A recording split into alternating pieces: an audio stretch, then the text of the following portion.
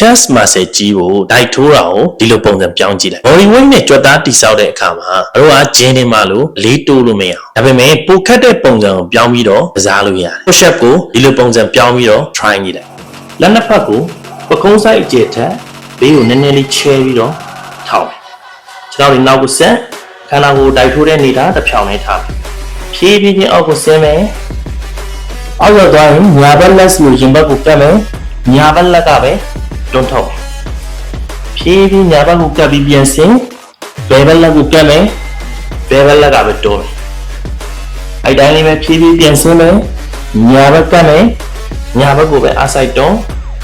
ဖြည်းဖြည်းဆင်းဘယ်ဘက်ကပ်မယ်ဘယ်ဘက်ကိုပဲအားဆိုင်တွန်းမယ်โอเคဒီပုံစံလေးကို10ချိန်12ချိန်ကို3ကြောလောက်သွားမယ် normal push up က chest နှစ်ဖက်လုံးကိုအားစိုက်ပြီးတော့ကစားရတယ်ဒီ push up ကဖက်ချင်းကိုပဲအားစိုက်ပြီးကစားရတဲ့အတွက် mind muscle connection ကိုကောင်းတယ် chest muscle ကြီးထွားဖို့အတွက်လည်းကောင်းတယ် try ကြည့်အောင်